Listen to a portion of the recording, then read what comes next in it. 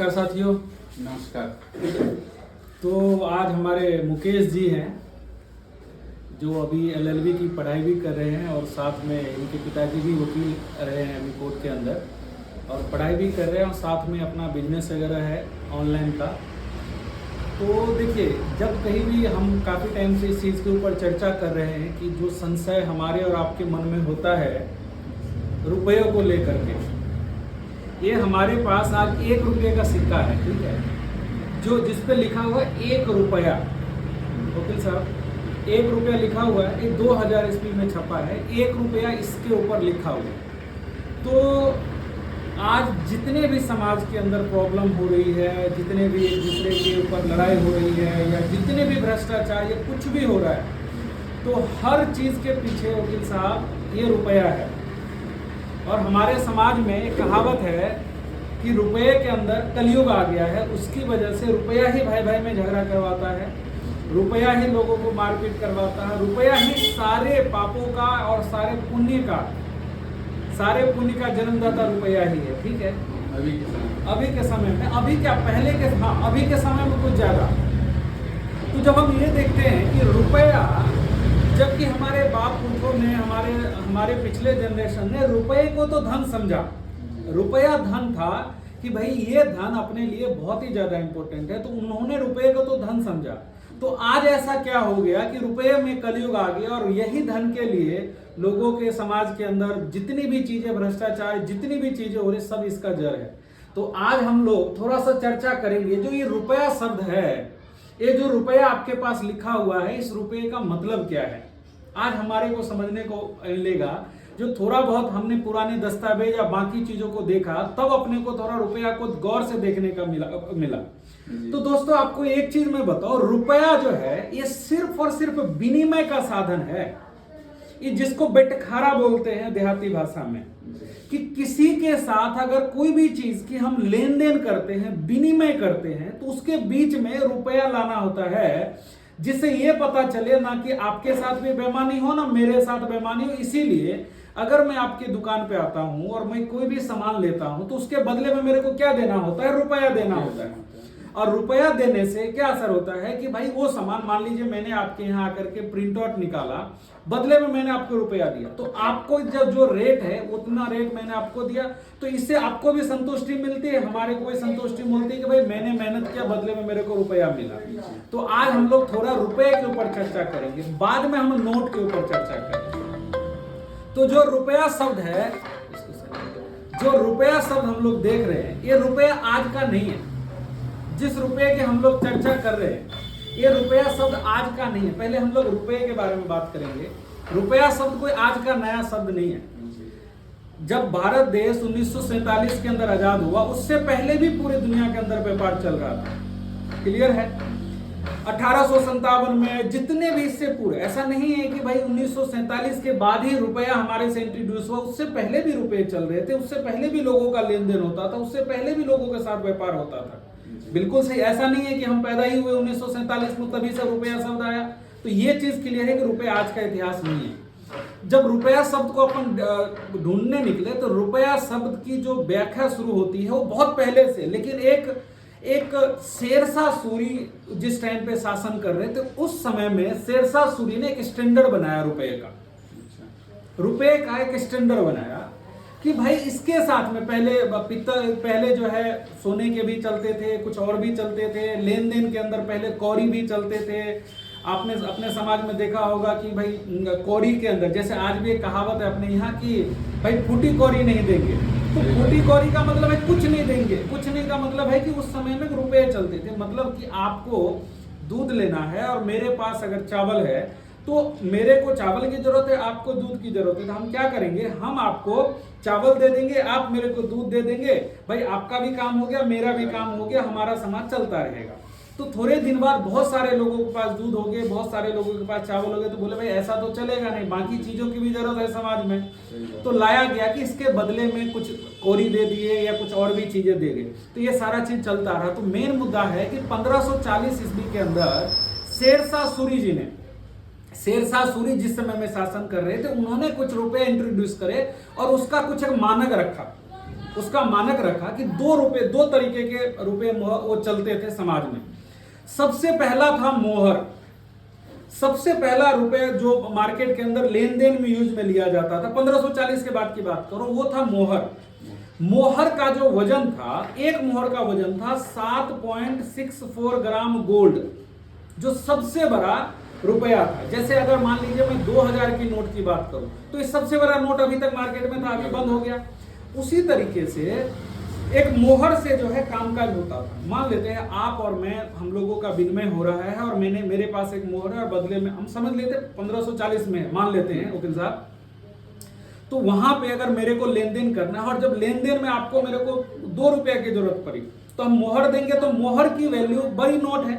जैसे 2000 के नोट में आपको 85 रुपये आपका पैसा बना, तो मैं 2000 दूंगा तो बाकी आप मेरे को वापस करेंगे। तो कामकाज में जब दिक्कत हो रहा था तो ये जो मोहर थे, उस मोहर को क्या बोला कि जो एक मोहर बराबर होगा एक मोहर बराबर होगा 10 सिक्के के बराबर। तो एक मोहर की जो वैल्यू थी वो थी 7.64 ग्राम, इतनी वैल्यू थी। और उसके बदले में आपको 10 चांदी के सिक्के मिलेंगे, जिसको खुदरा पैसा बोला गया। जैसे मैं 10 रुपए का खुदरा करवाऊंगा तो 1-1 रुपया के या 2-2 रुपया के या 5 रुपए के 2 मिलेंगे, राइट। तो 1540 के बाद ये कुछ आगे चलता रहा। इंडिया जब तक हमारे देश के अंदर व्यापार हो रहा था, सारा इसी स्टैंडर्ड पे चला कि भाई एक मोहर के बराबर 10 चांदी के सिक्के, और जो चांदी के सिक्के थे उसी का नाम दिया गया रुपया। चांदी का सिक्का बंद हो गया। बंद नहीं, रुपए आपको इस चीज के ऊपर भी आएंगे, बंद हो गया कि क्या हो गया। देखिए, जैसे अगर मेरे को अगर गांव में अगर इस जमीन का विवाद है तो आपको क्या बोला जाता है, खतियान निकालो, खतियान का खतियान निकालो। जब खतियान निकालते तब तो पता चलता है कि भाई हमारे बाप पुरखा का ये जमीन था।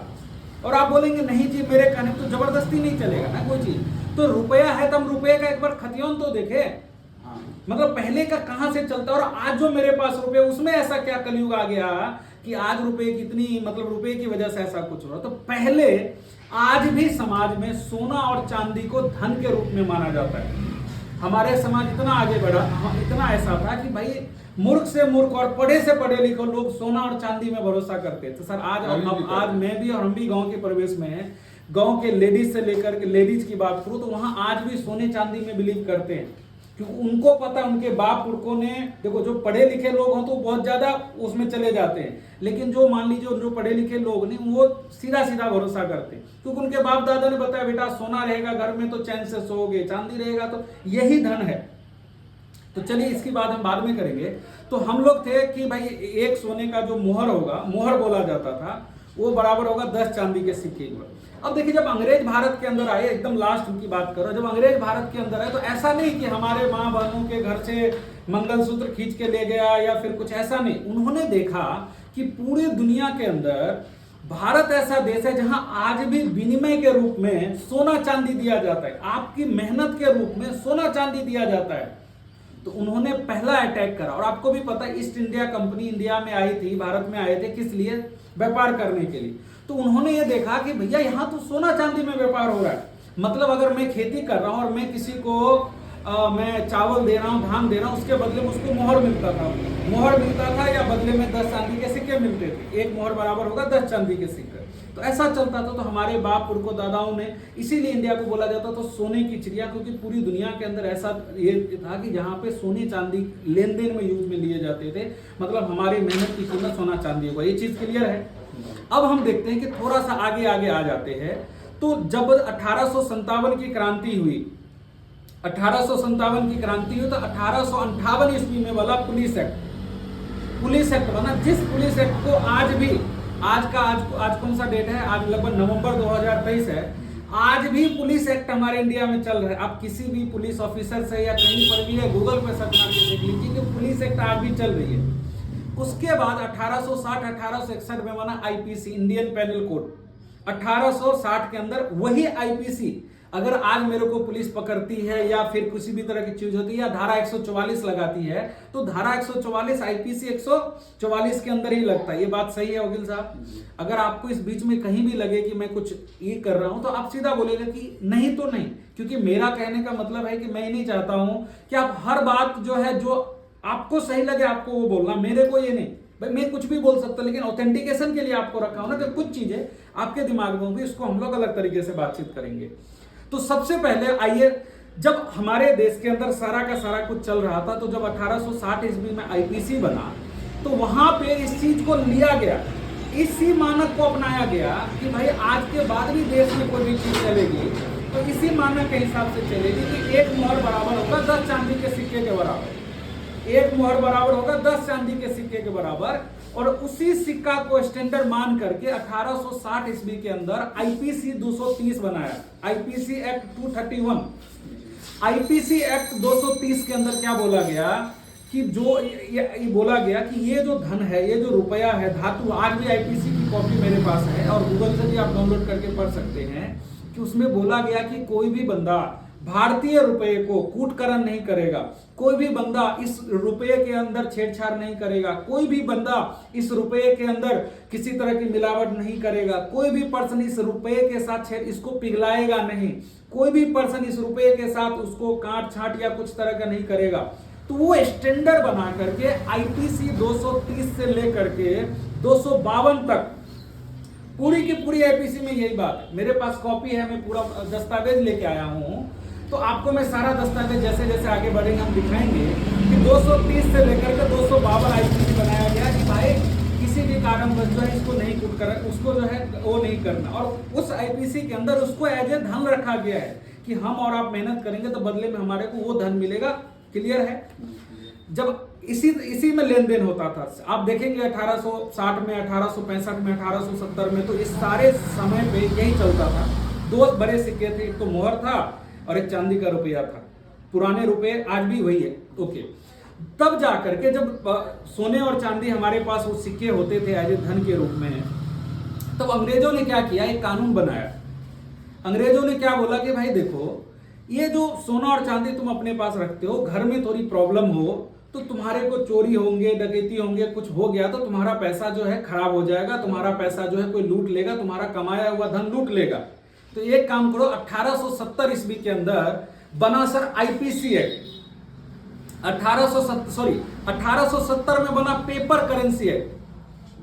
पेपर करेंसी एक्ट क्या है? जब पेपर करेंसी एक्ट बना तो पेपर करेंसी एक्ट के अंदर क्या बोला गया कि भाई एक काम करो, एक मोहर जो उनका जो वैल्यू था 7.64 ग्राम, बदले में 10 चांदी के सिक्के, मतलब एक साइड में हम 10 चांदी का सिक्का रखेंगे और दूसरे साइड में एक मोहर रखेंगे तो दोनों की वैल्यू बराबर होगी। जैसे एक साइड में हम 10 रुपया रखे और एक साइड में हम 10 रुपये का नोट रखे तो दोनों की वैल्यू बराबर होगी। तो 1870 में जब पेपर करेंसी एक्ट लिया इन अंग्रेजों ने बनाया, तो देखिए वहां पे किस तरीके से कि 230 के जो आईपीसी थी उनको गलत करके उनको जो है थोड़ा सा सामने से, मतलब खुलेआम लूट बोलते हैं। और आज भी ये लूट जारी है, और कैसे जारी है हम आपको लास्ट तक ये चीज को क्लियर करेंगे। तो 1870 की मेरे पास आईपीसी की कॉपी है, सॉरी 1870 की इसकी कॉपी है, जिसके अंदर हम आपको दिखाते हैं कि रिटेन के अंदर जब पेपर करेंसी एक्ट भारत के अंदर इंट्रोड्यूस हुआ, जब पेपर करेंसी एक्ट भारत के अंदर इंट्रोड्यूस हुआ तो क्या बोला गया था कि जो भी बंदा मोहर रखेगा या जो भी बंदा सिल्वर का रुपया रखेगा तो उसकी एक स्टैंडर्ड तय करा जाए कि भाई अब जो है लोगों को अगर मैं कागज का नोट दूंगा, कागज का मैं टुकड़ा दूंगा, तो उसके बदले में जब कभी भी, जैसे कि आज मेरे पास गोल्ड है और मेरे को अगर किसी चीज की जरूरत हो, मैं सुनार के पास गोल्ड रख दूंगा और सुनार जो है पर्ची बना के मेरे को दे देगा कि भाई साहब आप जब भी आएंगे तो मैं आपको ये पर्ची आप मेरे को देंगे, बदले में मैं आपको सोना रख दूंगा, बदले में आपको मैं सोना वापस कर दूंगा। क्लियर है? तो उसी तरीके से बोला गया कि भाई जिसके पास जितने पैसे, उस पैसे के बदले में हम आपको पेपर देंगे, कागज देंगे, जिसको बोलते हैं रसीद।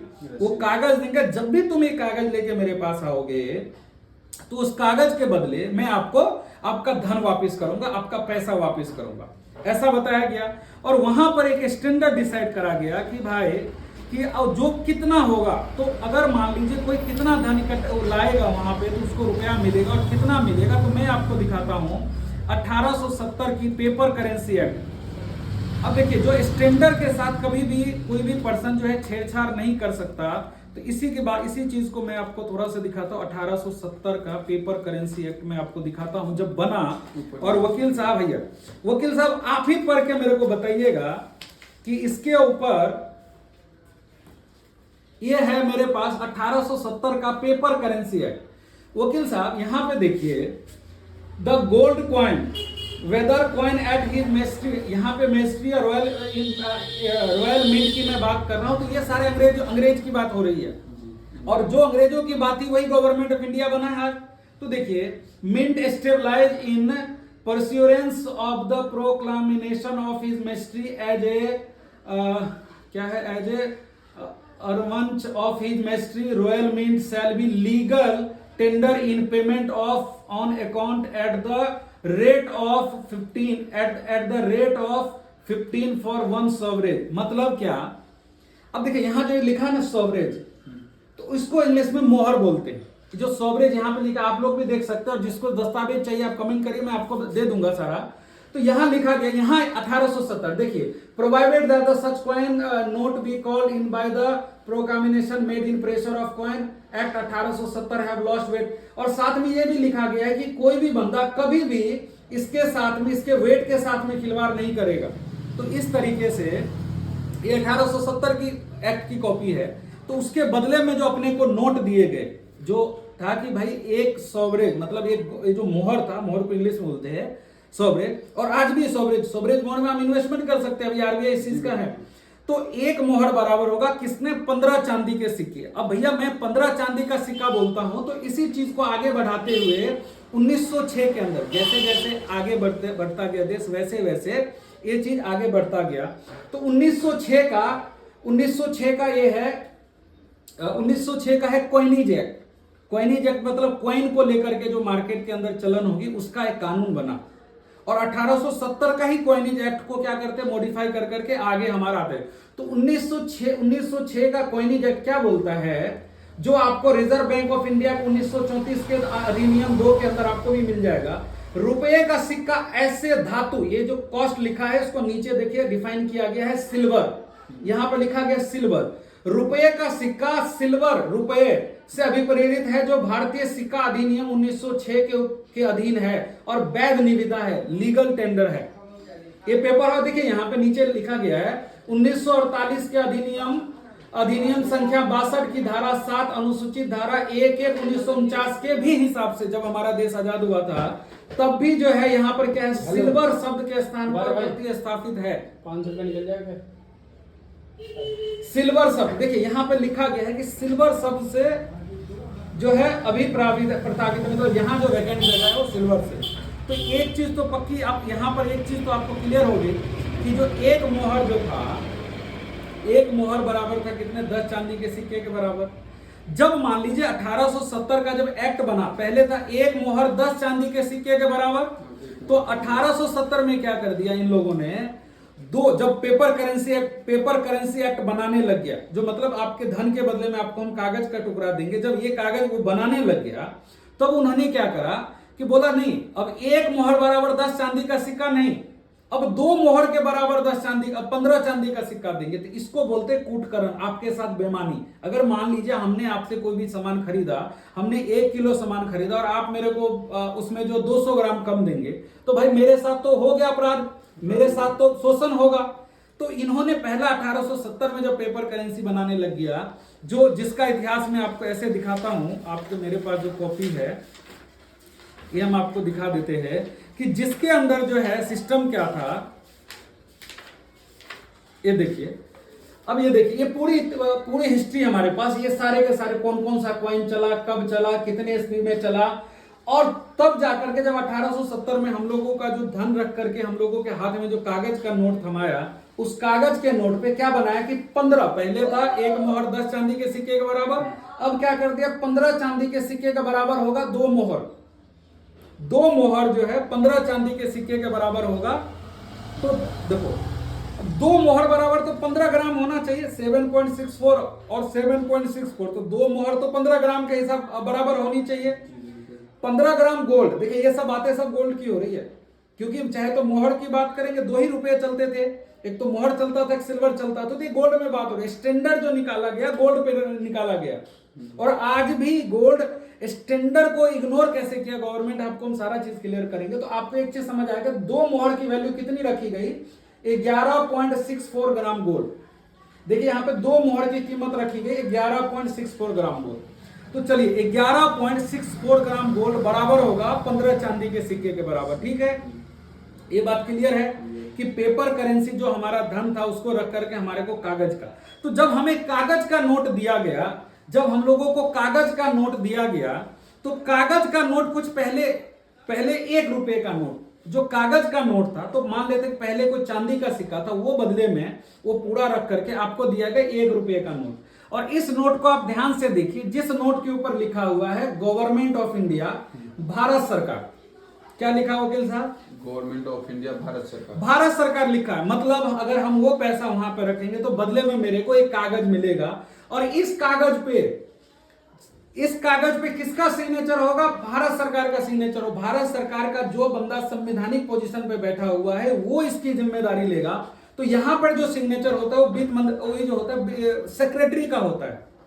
देखिए यहाँ पे Shaktikanta Das secretary, finance minister. अब देखिए यहां लिखा हुआ है, देखिए सेक्रेटरी मिनिस्ट्री ऑफ फाइनेंस। 1 रुपए के नोट पे मिनिस्ट्री ऑफ फाइनेंस का सिग्नेचर है, जिसपे बिल्कुल कुछ नहीं लिखा हुआ है, बिल्कुल कुछ नहीं लिखा हुआ है, सिर्फ ये लिखा हुआ है 1 रुपए यहाँ पे छपा हुआ है, गवर्नमेंट ऑफ इंडिया, नीचे सिग्नेचर है। तो ये रुपया हम लोगों को दिया गया, समझे? अब इस रुपए की वैल्यू हम निकालने के लिए सबसे पहले हम देखेंगे जो 1 रुपए की कितनी वैल्यू होगी। तो जितने भी हम कागजात थे उस कागजात के हिसाब से एक चीज निकल के आता है कि जब कभी भी किसी भी चीज का विनिमय करेंगे, जब कभी भी किसी भी पर्सन से किसी भी चीज का लेन देन करेंगे, तो उसके बीच में एक प्राकृतिक न्याय होना जरूरी है। तभी कोई देश, कोई आदमी, कोई अर्थव्यवस्था सही से चलेगा। जब तक उसके साथ प्राकृतिक न्याय नहीं होगा, जब तक उनके साथ ईमानदारी से चीजें नहीं होगी, तब तक वो बंदा सरवाइव नहीं करेगा। तो क्या किया कि इसीलिए अगर मैं आपसे ठोस में मैं लेन देन करूं तो मेरे को किलोग्राम में लेन देन करना पड़ेगा, और 1 किलो बराबर होगा 1000 ग्राम के बराबर। अगर मेरे को डिस्टेंस मेजर करने हैं तो डिस्टेंस मेजर करने के लिए मेरे पास क्या करना पड़ेगा? मेरे को 1000 क्या बोलते हैं मीटर जो है हमारा 1 किलोमीटर होगा। क्योंकि ये सारे स्टैंडर्ड है कि दुनिया में कभी भी किसी के साथ भी लेन देन हो तो किसी के साथ खिलवाड़ ना हो। तो उसी तरीके से अगर मेरे को लीटर में कोई भी काम जो है लिक्विड में हम लेन देन करते हैं तो उसको हम कैसे करते हैं कि भाई लीटर में करते हैं, राइट? इसी तरीके से अगर समय में किसी का लेन देन के आपको मेरे साथ में 10 घंटे काम करने, तो 10 घंटे को समय के साथ में किसी के साथ बेईमानी नहीं हो, तो उसके लिए बनाया गया समय का एक स्टैंडर्ड बनाया गया। जो समय का स्टैंडर्ड क्या है कि भाई 60 सेकंड का 1 मिनट होगा, बिल्कुल 60 सेकंड का 1 मिनट होगा, 60 मिनट का 1 घंटा होगा, और 24 घंटे का 1 दिन होगा। अभी जैसा मान अभी है, यही ना? और जब कभी भी समय के साथ में छेड़खानी होगा कि भाई मैं बोलता हूं मुकेश जी, आज से जो है अपन 60 सेकंड को नहीं, हम लोग 50 सेकंड को 1 मिनट मानेंगे, तो क्या ये चलने वाला है? बिल्कुल नहीं चलने वाला है। और अगर मैं गलती से ऐसा करने लग गया तो आपके साथ धोखा हो जाएगी ना। आपका दिन कब होगा, रात कब होगा, पता ही नहीं चलेगा। 10 मिनट पहले आप सही पहुंच जाएंगे, कहीं 10 मिनट लेट पहुंच जाएंगे और आप परेशान हो जाएंगे। अगर आपका मेरे साथ किसी चीज की लेन देन हो रहा है, मतलब हम मान लीजिए आपसे मैं चीनी खरीदता हूं या चावल खरीदता हूं और मैं आपको 1 किलो का मैं पैसा दे रहा हूं और बदले में मेरे को सामान 800 ग्राम मिलेगा, तो आज नहीं कल मेरे साथ अत्याचार होगा कि नहीं, मेरा शोषण होगा? क्योंकि पैसा तो मैं पूरा दे रहा हूं आपको, लेकिन सामान मेरे को 800 ग्राम मिल रहा है। तो 1 दिन चलेगा, 2 दिन चलेगा, बार बार 1 दिन नहीं चलेगा, क्योंकि अब मेरे साथ अन्याय होगा। तो इसको बोलते हैं नैसर्गिक, इसको बोलते हैं प्राकृतिक न्याय। अगर किसी चीज के जो एक स्टैंडर्ड है उसके साथ में खिलवाड़ करा जाएगा, तब जो है उस देश के अंदर, उस पर्सन के अंदर अगर समय के साथ कोई खिलवाड़ करेगा तो उस बंदे के साथ अत्याचार होगा। अगर किलोग्राम में कोई खिलवाड़ करेगा तो 2 लोगों के साथ अत्याचार होगा। उसी तरीके से अगर कोई किलोमीटर में छेड़खानी करेगा तो उसके साथ भी अत्याचार होगा। अब सारी चीजों के साथ अत्याचार और चीजें होगी, तो इसका मतलब है तो रुपये के साथ में अगर छेड़छाड़ करा जाए तब कितने लोगों के जीवन में ये चीजें होंगी। रुपये के साथ भी अगर छेड़छाड़ किया गया तब कितने लोग परेशान होंगे, बहुत लोग परेशान होंगे।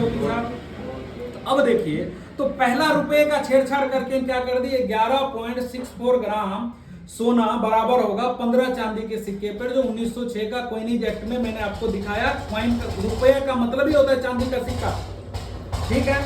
तो ये आपको दिख गए। तो अगर मैं 11.64 ग्राम गोल्ड को डिवाइड करते हैं 15 से, 15 चांदी के सिक्के के बराबर, तो कितना निकलते हैं? कैलकुलेटर है आपके पास? नहीं तो मेरे पास, हाँ, आप कैलकुलेटर निकालिए। जो लोग इस वीडियो को देख रहे हैं आप भी थोड़ा सा कैलकुलेट करिएगा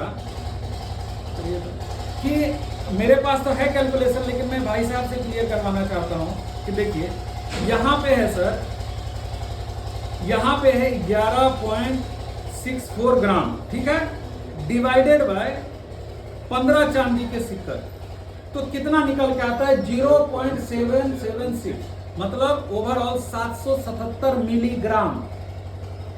तो हमारी 1 रुपए की जो स्टैंडर्ड हुई उसका मतलब है 777 मिलीग्राम सोना के बराबर होगी। ये चीज मेरे को समझ रहे, मेरे 1 रुपए का जो वैल्यू होगा वो 777 ग्राम सोना के बराबर होगा। चाहे कोई पर्सन ये 777 मिलीग्राम सोना के बराबर होगा, ये चीज तो बहुत अच्छे से क्लियर है। तो ये हो गया रुपये का स्टैंडर्ड।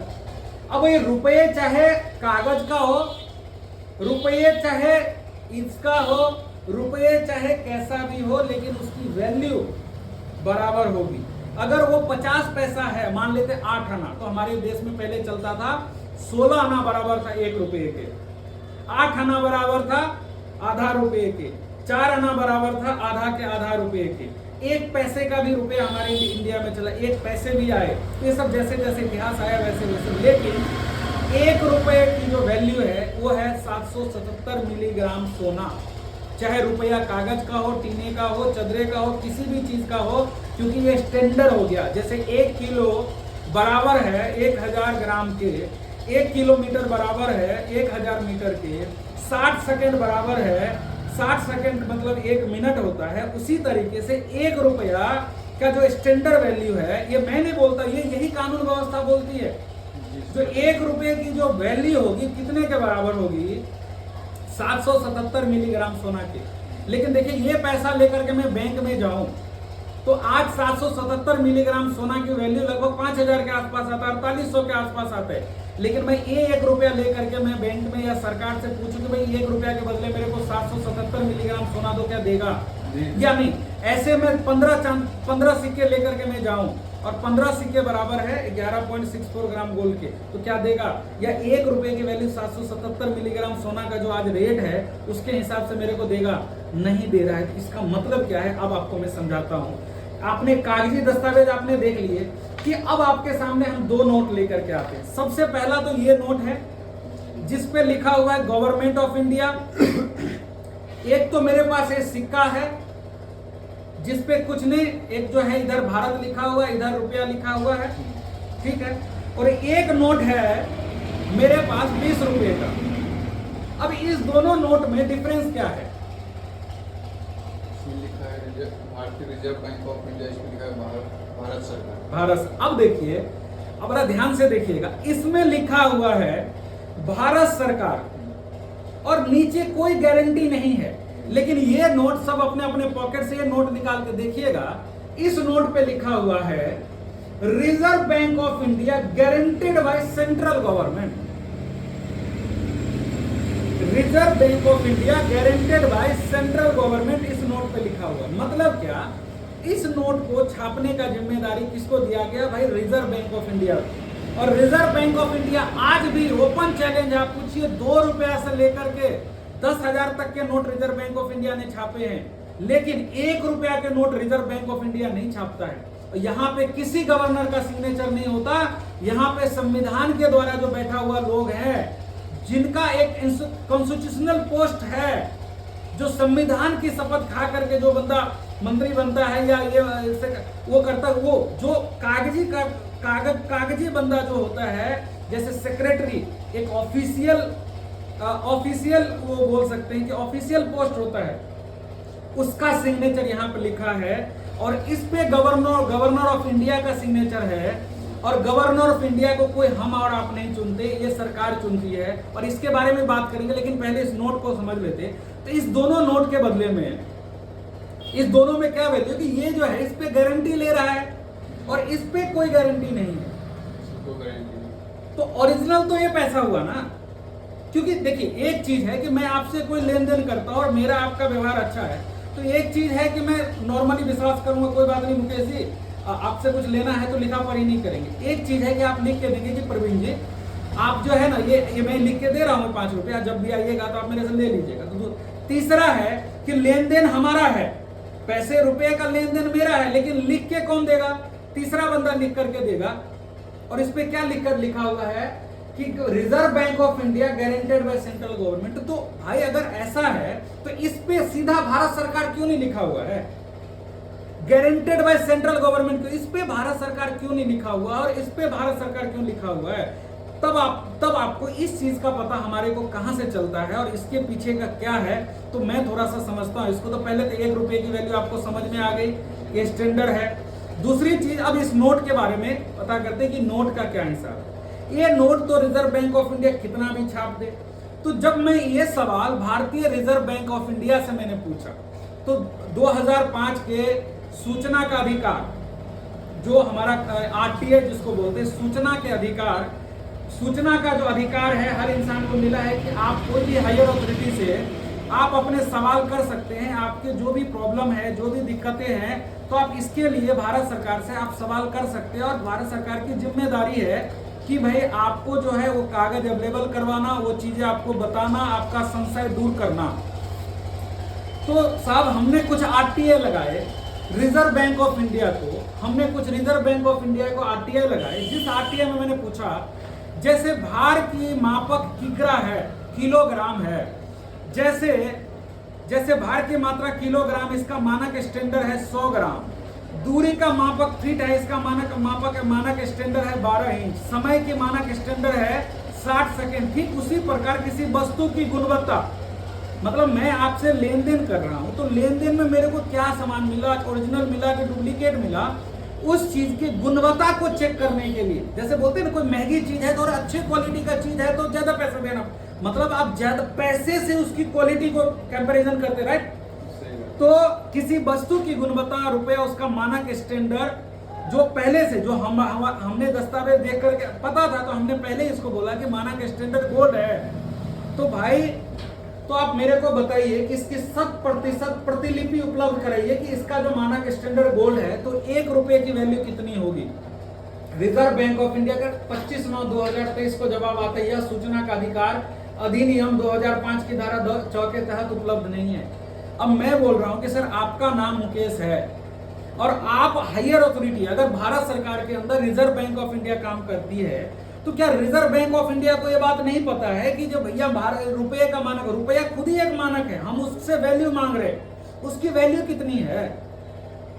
जैसे इसकी वैल्यू मांग रहे तो भैया 1 रुपया का मान, इन्होंने जवाब नहीं दिया। जब जवाब नहीं दिया तब जो है और सब सवाल पूछे गए, रुपये से लेकर के 2000 रुपये का बचत, रुपया वचनबद्ध नहीं है, किस प्रकार पेपर करेंसी के वैध निविदा माना गया, इसका सत्यापित नमूना उपलब्ध। इन्होंने बोला कि भारतीय मुद्रा, अब देखिए जब कभी भी बात होती है, रुपए की बात जब कभी भी होती है तो मुद्रा में होती है।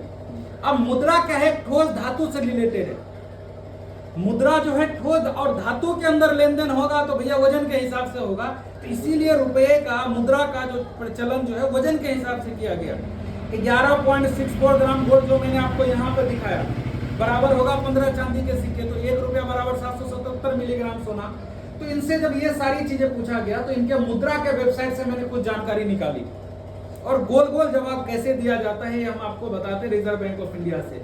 फिर मैंने पूछा रिजर्व बैंक किस देश का है तथा किसके द्वारा भारत में संचालित हुआ एवं वर्तमान में किसके द्वारा भारत में संचालित इसकी प्रमाणित नकल उपलब्ध करवाए।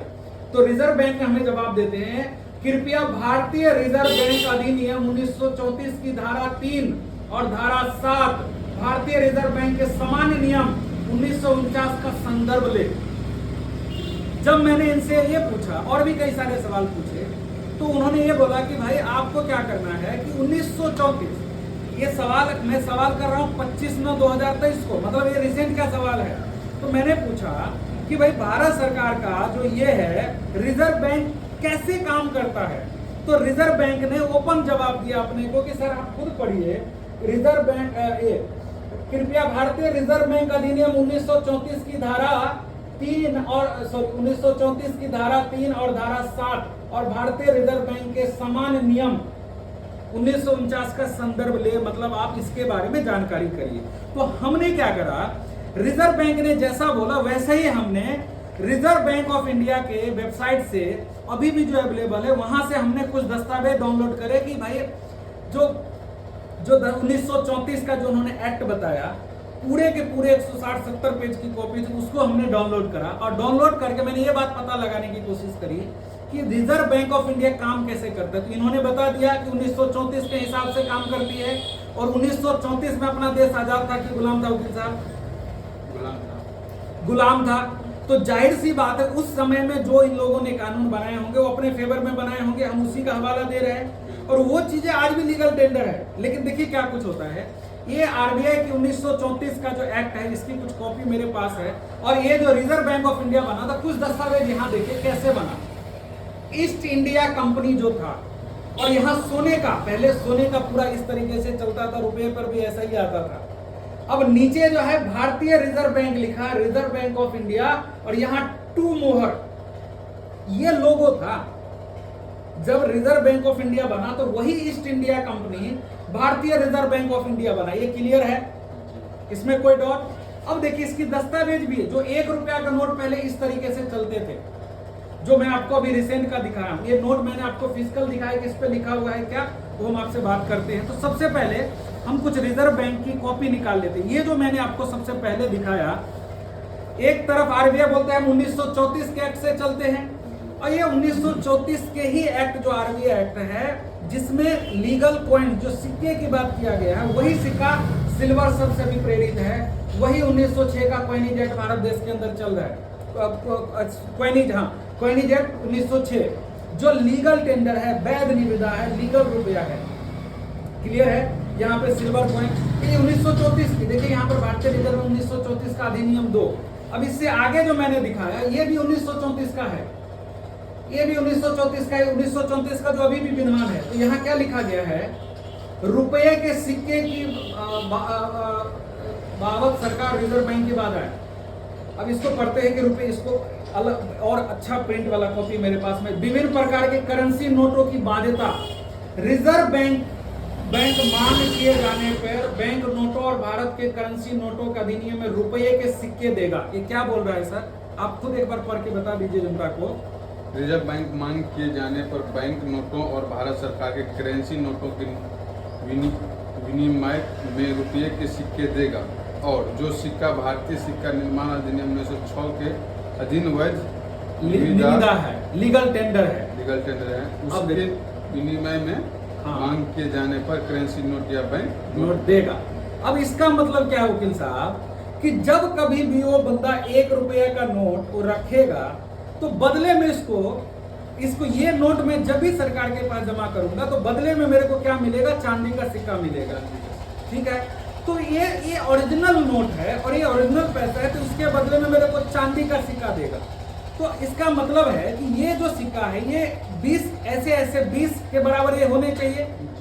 मेरा सवाल निकलता है कि अगर ये ओरिजिनल है और ये भी भारत सरकार बोल रहा है कि मेरा है, तो ये भी बोल रहा है मेरा है, तो इस पे तो कुछ नहीं लिखा, इस पे तो गवर्नमेंट ऑफ इंडिया सीधा बोल रहा है कि भाई ये देखो फाइनेंस सेक्रेटरी का सिग्नेचर है, इस पे गवर्नर सिग्नेचर करता है और गारंटी लेता है सेंट्रल गवर्नमेंट। और आपको विश्वास दिलाने के लिए मैं धारक को 20 रुपए अदा करने का वचन देता हूं, शक्तिकांत दास। ठीक है, गारंटेड बाय सेंट्रल गवर्नमेंट। तो अब मेरा सवाल थोड़ा और गया, आरबीआई से और सवाल हमने करने शुरू कर दिए और इसका और शुरू क्यों किए, क्योंकि आज के समय में जो रिजर्व बैंक ऑफ इंडिया की वजह से और रिजर्व बैंक जैसे बैंकिंग को लाइसेंस देता है, उस लाइसेंस की वजह से समाज में कितनी बुराइयां और कितनी तरह की चीजें हो रही है। लाखों लोगों के बैंकों में पैसे खत्म हो गए, बैंक दिवालिया हो गया लेकिन लोगों को पैसे नहीं मिले, लोगों के व्यापार खत्म हो गए। बहुत सारे ऐसी जो चीजें आप देख रहे हैं बैंकों के माध्यम से कैसे लूट होती है, इस चीज की जानकारी तो आपको मैंने बता दिया कि जब कभी भी 1 रुपये का नोट लेकर के बंदा जाएगा सरकार के पास तो बदले में उसको सिक्का, रुपये का सिक्का वापस करना पड़ेगा। तो सिक्का मतलब क्या, ये रुपया वापस करना पड़ेगा? नहीं, वो चांदी का सिक्का जो लीगल टेंडर है, जो आज भी बाजारों में है, आज भी सोनार के दुकान पे मिल जाएगा, जो दिवाली में लोग खरीदारी करते हैं, दशहरा में खरीदारी करते हैं, धन के रूप में खरीदते हैं, तो ये सिक्का देगा। इसका मतलब है कि ये अगर चांदी का सिक्का तो इसके बदले में मेरे को चांदी का सिक्का मिलेगा। अगर चांदी का सिक्का मिलेगा गारंटी है, लेकिन अगर इस नोट तो इसका मतलब है ये 20 रुपए के बराबर है, तो इसके बदले में मेरे को 20 चांदी का सिक्का मिलने चाहिए। आपका भरोसा है?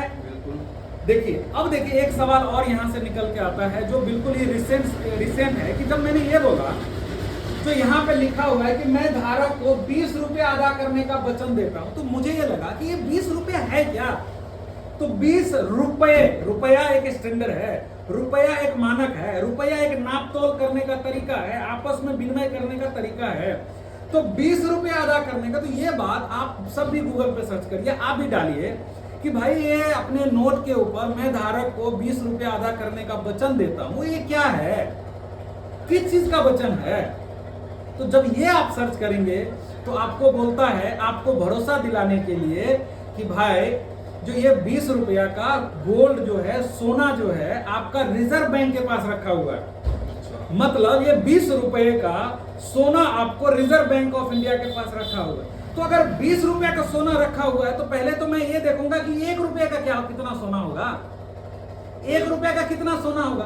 तो 1 रुपये की वैल्यू तो 777 मिलीग्राम है, मतलब 0.776।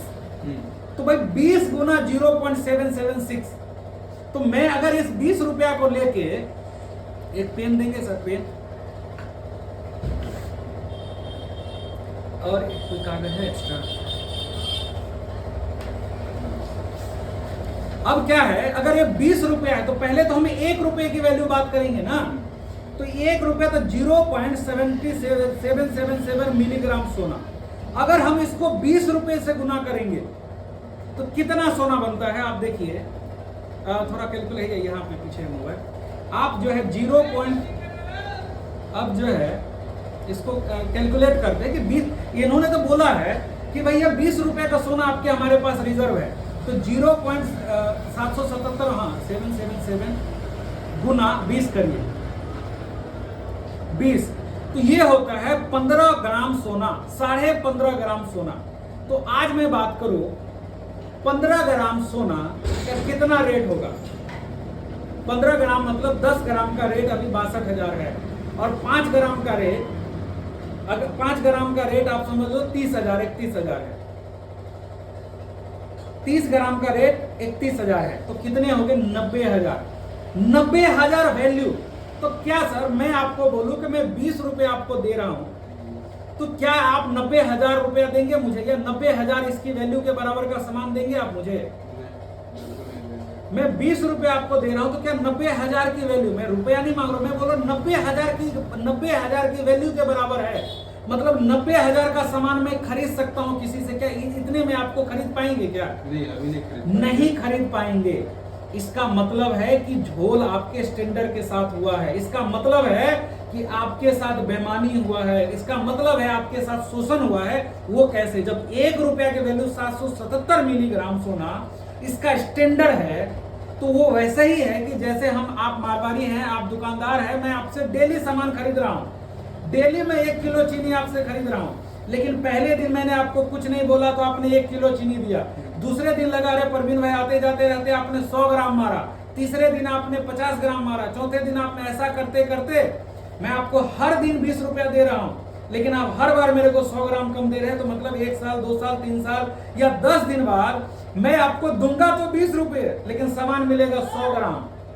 इसी को बोलते हैं महंगाई, इसी को बोलते हैं पैसे की परचेजिंग पावर को खत्म होना। पैसे की परचेजिंग पावर खत्म होते जाती है, इसीलिए 90,000 की वैल्यू बराबर थी। आज के समय में आज 20 रुपया में आपको कुछ भी नहीं मिलेगा, आप एक टाइम का खाना भी नहीं खा सकते। तो चाहे तो मैं गलत हूं, चाहे तो रिजर्व बैंक ऑफ इंडिया गलत है, चाहे भारत सरकार हमारे साथ कुछ धोखा कर रही है, तो मैं कहीं ना कहीं तो गलत है, शोषण तो हो रहा है। तो जब इन सारी चीजों के अपन दस्तावेज पे पहुंचते हैं कि भाई ये क्या है, तब मेरे कुछ सवाल और पैदा हुए रिजर्व बैंक ऑफ इंडिया के ऊपर और इन नोटों के ऊपर, उन सिक्कों के ऊपर और सवाल पैदा हुए। वो सवाल क्या था कि क्या जब ये गारंटी, जो सेंट्रल गवर्नमेंट इसकी गारंटी ले रहा है, तो सेंट्रल गवर्नमेंट कितने की गारंटी ले रहा है? ये आपका जो रुपया है वो इसके बदले में आपको कितना रुपया देगा? तो जब हम रिजर्व बैंक के बाकी चीजों की लायबिलिटी एंड एसेट्स पे, अगर सर आप मेरे को 20 रुपया उधारी देंगे तो आप मेरी औकात चेक करेंगे ना कि मैं आपको वापस कर सकता हूं कि नहीं कर सकता। सही बात। आप देखेंगे ना कि मेरे पास 50 रुपए की संपत्ति है और आप मेरे को 5 लाख तो नहीं देंगे ना, क्योंकि आपको पता है ये बंदा कुछ भी करेगा तो जितनी इसकी संपत्ति उससे ज्यादा मेरे को दे ही नहीं पाएगा, तो मैं इसको उधारी क्यों दूंगा? जब इन चीजों के लिए मैंने रिजर्व बैंक ऑफ इंडिया की एसेट्स एंड लायबिलिटी, एसेट्स मतलब जो ऐसा संपत्ति जो आपको कमा के दे रहा है, जो हमारे देश की प्राकृतिक संसाधन है, जैसे किसानों का जमीन हो गया, जंगल हो गया, जानवर हो गया, जो प्राकृतिक संसाधन है, खेत से फसल उगता है, फसल जो हजारों लोगों का जीवन देता है। फिर जब इनके आरबीआई के 1934 के एक्ट की हमने कॉपी निकाली तो उसके अंदर आरबीआई एक्ट 1934 का धारा 39 का एक क्या बोलता है, बैंक नोट शैल इशू रूपी coin on demand of exchange, कि बैंक की जिम्मेदारी है कि जब भी बंदा आएगा तो उसको जो क्या करना पड़ेगा, उसको जो है मांगे जाने पे, डिमांड करे जाने पे बदले में उसको क्या मिलेगा, करेंसी नोट, या करेंसी नोट कौन सा, या नोट कौन सा मिलेगा, government of India shall issue currency note, वो नोट मिलेगा जो गवर्नमेंट ऑफ इंडिया का। इसका मतलब है कि मैं जाऊंगा रिजर्व बैंक ऑफ इंडिया के पास तो मेरे को ऐसे ऐसे 20 नोट मिलेंगे, 20 नोट मेरे को मिलेंगे, या फिर, और ये मैं गवर्नमेंट ऑफ इंडिया के पास रखूंगा तो चांदी का सिक्का मिलेगा। कितने, अगर ऐसे मैं 15 रखूंगा तो एक मोहर मिलेगा, तो मैं 1 रुपये के हिसाब करो तो 1 रुपये 777 मिलीग्राम सोना के बराबर है। और ये तो ऐसे ऐसे मेरे को ये 20 नोट देगा, तो ये दोनों ऐसे ऐसे मैं 20 लाऊं तो भी बराबर होगा कि नहीं होगा? लेकिन इस पे भारत सरकार लिखा है, इस पे सेंट्रल गवर्नमेंट लिखा हुआ है। तो मैं आपको एसेट्स एंड लायबिलिटीज बताता हूं कि यहाँ पे है reserve bank in exchange currency note, bank note, और बार बार देखा गया रूपी supply currency note, bank note lower value which is the legal tender coinage act 2011 such quality. अब क्या बोला कि जब कभी भी सामने वाला बंदा आएगा, जब कभी भी मैं नोट रखूंगा तो उस नोट के बदले मैं चाहे तो सिक्का ले सकता हूं, ठीक है, या फिर 1 रुपए का नोट ले सकता हूं। इसके ऊपर का गेम शुरू होता है रिजर्व बैंक ऑफ इंडिया का, जो 2 रुपया से लेकर के 20,000, 2 रुपया से लेकर के जितने का मर्जी नोट छापे। तो जब पहले जब भारत देश के अंदर जो रुपया छपता था, वो रुपया छपता था किस बेसिस पे? वो रुपया छपता था कि देश की जो प्राकृतिक संपदा कितनी है उतने की, मान लीजिए मैं आप किसी का लेन देन करूंगा तो मेरे पास जो रहेगा वही तो मैं दूंगा। सही बात। भाई मेरे पास जमीन है तो मैं जमीन ही दूंगा, मेरे पास अगर सोना है तो सोना ही दूंगा। तो उसी तरीके से एक चीज बनाया गया कि भारत देश के पास जो संपत्ति रहेगी, किसी भी राष्ट्र के पास जो संपत्ति है, उसके अंदर लोगों को सुचारू रूप से चलाने के लिए तो पैसा है, रुपया है। तो इसीलिए इन्होंने एसेट्स, तो पहले पैसा छपता था 100% सोना रख के, बाद में लोगों ने देखा कि ये पर्ची लेकर के वापस लोग मांगने नहीं आ रहे, लोगों ने इसी को रुपया समझ लिया, देखा कि इसी को लोग रुपया समझ लिए तो ऐसा नोट दे दिया। थोड़े दिन में पता चला इसको बंद कर देंगे, तीसरे रंग का कलर का दे देंगे, चौथे, जैसे आपने बताया था अभी, जैसे आपने बताया था अभी कि भाई ये नोट भी 10 रुपये के बराबर है, ये नोट भी 10 रुपये के बराबर है, ये नोट भी 10 रुपये के बराबर है, और ऐसे ऐसे मैं 2-5 रुपये का नोट मिलाऊंगा तो इसके बराबर है। तो मैं बोलता हूँ चांदी का सिक्का भी बराबर है, चांदी का सिक्का भी बराबर है, ये भी बराबर है, ऐसे ऐसे 10 इसके बराबर है। इसका मतलब है कि सबके बराबर है तो सबकी वैल्यू तो सेम होनी चाहिए ना, बिल्कुल सेम होनी चाहिए, सबकी बराबर वैल्यू होनी चाहिए ना। अब सबकी बराबर वैल्यू से मेरा यहाँ पर यह मतलब है कि मैं, आप और मेरा कोई लेन देन हो रहा है, मैं सोने के तराजू से, मतलब सोने के वजन से, 1 किलो का सोने का एक पत्थर है, उससे मैं आपको 1 किलो चीनी तोल के दूं। कई बार लोगों का सवाल होता है कि भाई आप इतना ज्ञान फैल रहे हो, आप मेरे को इतना बताओ, ये सब तो स्टैंडर्ड खत्म हो गया है, ये सोना चांदी का जमाना गया। कैसे गया? अब यही मैं आपको समझाता हूँ कि लोग बोलते हैं कि भाई सोना चांदी का जमाना गया। तो जब बैंकों को ये लगा, जब सरकारों को ये लगा कि भाई लोग जो है अपना सोना तो रख रहे हैं लेकिन बदले में वो लेके नहीं, बदले में वो जो है रुपया मांगने के लिए नहीं आ रहे, बदले में वो आपको रुपया मांगने के लिए नहीं आ रहे। तो जैसे कि आपने सुनार के पास कोई सामान रखा, 6 महीना आप नहीं मांगोगे तो सुनार को लगेगा भाई बंदा नहीं आएगा, तो उस सुनार ने लोन देना शुरू कर दिया, पैसा देना शुरू कर दिया। और आज का सुनार ये है, reserve bank of India loan देना शुरू कर दिया, भाई लोन लो लोन लो लोन लो। ऐसा करके पहले 100, अगर जितना सोना है उतना ही जो है आप रुपया छाप सकते हैं, जितना प्राकृतिक संसाधन है, अगर किसान की खेती कितनी है उतने हिसाब से रुपया छाप सकते हैं, देश की संपदा कितनी है। अगर देश में प्राकृतिक संसाधन कुछ मिले, जैसे कोयला का खान मिला, जैसे कि लिथियम का खान मिला, उतना ही रुपया छाप सकते थे। लेकिन धीरे धीरे 100% रिजर्व रख करके जो पैसा छपता था, लोग ने मांगना शुरू नहीं किया। लोग ने मांगना शुरू नहीं किया तो सरकारों ने और बाकी रिजर्व बैंक ने क्या करा, कटिंग करते करते करते करते आज सिर्फ 10% रुपया रख करके देश के अंदर नोट छापा जा रहा है। मतलब आज 100 लोग अगर अपना ये भुगतान लेने के लिए जाएंगे, 100 लोग ये रुपया मांगने के लिए जाएंगे सरकार से, तो 10 ही लोगों को सरकार वापस कर पाएगी। मतलब 100 रुपया में 10 ही रुपया असली है, बाकी नकली है। नकली में क्यों बोलूंगा भैया, जब मैं पर्ची लेके गया और गवर्नमेंट का डेटा बोल रहा है कि भाई मेरे पास इतने ही सोने हैं तो मैं उतना ही वापस कर सकता हूं। भाई आपने मेरे को 5 लाख का लोन दिया तो आप तो उतना ही मेरा ज्यादा से ज्यादा कर सकते हैं, लेकिन मेरा संपत्ति ले लेंगे, इससे ज्यादा तो सरकार से जब मैंने आरटीआई लगा करके, गवर्नमेंट से आरटीआई लगा करके मैंने पूछा क्या आज के डेट में ऐसा है क्या कि सोने जैसी प्रतिभूति से हमारे देश की करेंसी को नापा जाता है क्या, तब ये जवाब निकला यस, कि देश की करेंसी की वैल्यू को मेंटेन करने के लिए गोल्ड जो है सिक्योरिटी में रखना पड़ता है। आपको क्यों सिक्योरिटी में रखना पड़ता है, क्योंकि आपके पास जो नोट दिया है, इस नोट पे लिखा हुआ है कि भाई मैं धारा को अदा करने का, तो ये गोल्ड रुपए के फॉर्म में लिखा हुआ है। तब जो है, तब भारत सरकार की इस कुछ चीजों को निकाल के आए। तो अब देखिए लायबिलिटीज के ऊपर जाते, एसेट्स जो हम बात कर रहे थे कि ये लिखा इसलिए कि गोल्ड, तो मैंने जो आरटीआई लगाया, आरटीआई में बोला गया कि भाई हाँ ये बात तो सही है कि भारत देश की अर्थव्यवस्था को इस तरीके से, मैंने ये पूछा था सन 1934 आज दिनांक रिजर्व बैंक द्वारा धारक किए गए मूल्यवान धातु, स्वर्ण और देश की चल अचल संपत्ति को भारत राज्य क्षेत्र के बाहर किसी अन्य देश या राज्य में किस उद्देश्य से रखा जाता है बंधक के रूप में। तो जवाब क्या आता है, रिजर्व बैंक प्रबंधन नीति के भाग 2 संसाधन जुटाने के लिए इतना 1991 में कर्जे लिए, और फिर नीचे 2022 की स्थिति के अनुसार 760 मीट्रिक टन सोना, मतलब 11.08 मीट्रिक टन सोना जमा धारी था, जबकि इतना मीट्रिक टन सोना विदेश में bank of England, bank of international settlement पर सुरक्षित अभिरक्षा। तो जब मैंने ये पूछा कि भाई सोना वहां क्यों रखा है बैंक ऑफ इंग्लैंड में, तो सरकार का जवाब क्या आता है, आरटीआई से जवाब क्या आता है कि भाई देखो सिक्योरिटी की वजह से। सिक्योरिटी मतलब हमारे देश में सारी आर्मी है, जवान है, नेवी है, सब कुछ है, लेकिन हम 11.8 मीट्रिक टन सोना की जिम्मेदारी नहीं ले सकते। जब थोड़ा और पीछे आप आरबीआई का दस्तावेज पढ़ेंगे तो आपको यह पता चलेगा कि आरबीआई बैंक ऑफ इंग्लैंड की शाखा है। 1949 में भारत सरकार ने उसको थोड़ा सा कंट्रोल दिया। भारत सरकार ने उसको बोला ठीक है भाई आप मेरे संरक्षण में आप काम करो। तो मैंने बोला कि भाई अगर मैं पैसे को इस तरीके से अगर लेने लग जाए तो ये पैसा जितना मर्जी गवर्नमेंट छापे, लेकिन 10% सोना उसको रिजर्व रखना पड़ेगा बैंक ऑफ इंग्लैंड में। ये सब इनडायरेक्ट सारी की सारी चीजें कोई बताएगा नहीं, लेकिन जब आप पुराने दस्तावेज में जाएंगे तो निकल के आएंगे, और वही कुछ दस्तावेज में आपको मैं दिखा रहा हूँ।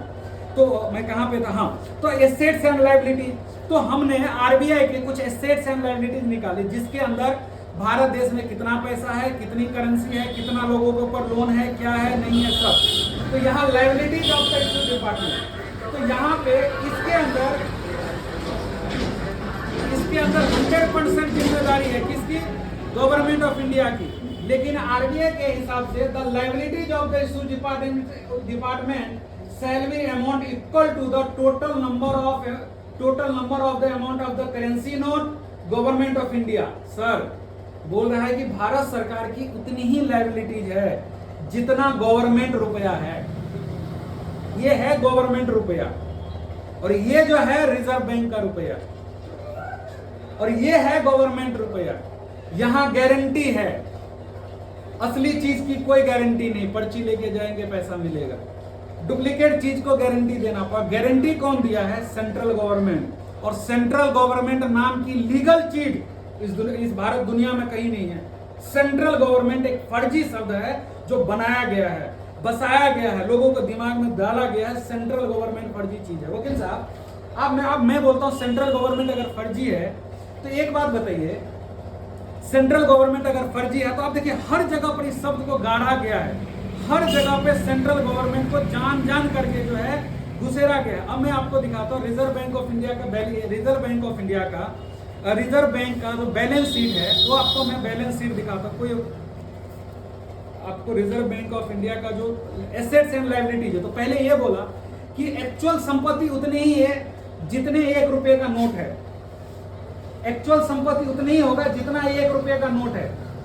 ये नोट 1 रुपए का एक्चुअली, क्योंकि इसके बदले में सरकार की जिम्मेदारी है 100%, बाकी की जिम्मेदारी नहीं है।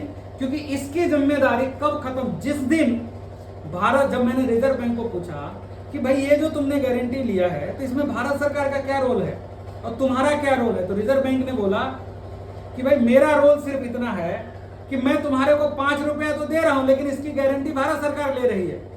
कौन सरकार? Central government. तो पहले हम समझते हैं कि अगर भारत ही सरकार ले रही है तो इसकी जिम्मेदारी, जिस दिन भारत सरकार ऐसे ऐसे 5 नोट देने से मना कर देगी, उस दिन रिजर्व बैंक की जिम्मेदारी खत्म हो जाती है। मैं नहीं बोल रहा, रिजर्व बैंक की एक्ट बोल रही है, जिस एक्ट से भारतीय रिजर्व बैंक चल रही है। जिस दिन ऐसे ऐसे 5 नोट, या आपके पास अगर ये 10 रुपए का नोट है, 20 रुपए का नोट है, ऐसे ऐसे 20 नोट है, ये किसके? चांदी के सिक्के के बराबर है, जिसकी वैल्यू आज के समय के हिसाब से ऐसे ऐसे 20 नोट ऐसे देगा। अगर इसके बदले में करेंसी लेगा तो ऐसे देगा। जिस दिन ये रिजर्व, जिस दिन भारत सरकार इस पे जो सेंट्रल गवर्नमेंट ऐसे ऐसे 20 नोट देने से मना कर देगा, उस दिन रिजर्व बैंक का काम खत्म है। रिजर्व बैंक की जिम्मेदारी नहीं है, रिजर्व बैंक का एक्ट बोलता है, रिजर्व बैंक का कानून बोलता है, रिजर्व बैंक जिस अधिनियम से चलते वो बोलता है, और वो भी कागज है मेरे पास। आप देखो, जब तक किसी चीज को हम पूरी नहीं पढ़ेंगे, क्योंकि देखिए आज रील का जमाना है, ये मेरा वीडियो बड़ा है तो लोग नहीं देखेंगे, ये रील का जमाना है। यहाँ 1 मिनट में 2 मिनट में लोगों को सब कुछ चाहिए, लेकिन जब आप अंदर डीप में जाएंगे, यहाँ 1 मिनट वाला जमाना है। ये रिजर्व बैंक की म्यूजियम की कॉपी है, ये रिजर्व बैंक की म्यूजियम। 1 रुपी देखिए, यहाँ सिल्वर कॉइन है, धीरे हाफ रुपी, हाफ सिल्वर कॉइन है, 1/4 छोटा कॉइन है, और धीरे धीरे जिसकी जितनी वैल्यू, ये सारे सिक्के चलते थे।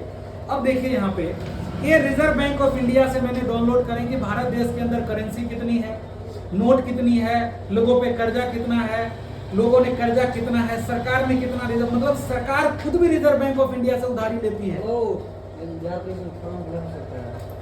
तो ये कुछ लायबिलिटीज है। तो पहले देखिए कि मैं 2016 के मुद्रा बैंकिंग सिस्टम से एक कागज निकाले और आरबीआई से ही पूछा। तो आरबीआई से जब जवाब मांगो नहीं देते, इनके वेबसाइट पे है, तो कहीं ना कहीं तो लोगों को लगता है कि यार हम जवाब दे देंगे, गोल गोल पब्लिक तो हिंदू मुस्लिम फालतू चीजों में लगी हुई है कि भैया तुम हमारी जाति के उसमें लगे, तो पब्लिक तो इतनी जानकारी लेगी नहीं। तो इसीलिए, लेकिन अगर कोई तो बंदा होगा जो पढ़ेगा, तो मैंने क्या बोला, 2015-16 में पूरे देश के अंदर जो रुपए, पूरे देश में जो टोटल रुपया था वो था 17 लाख करोड़ रुपए की वैल्यू थी। पूरे देश में नोट था 17 लाख रुपए। कितने थे? 17 लाख करोड़, सारे वैल्यू 17 लाख करोड़ के अंदर थे।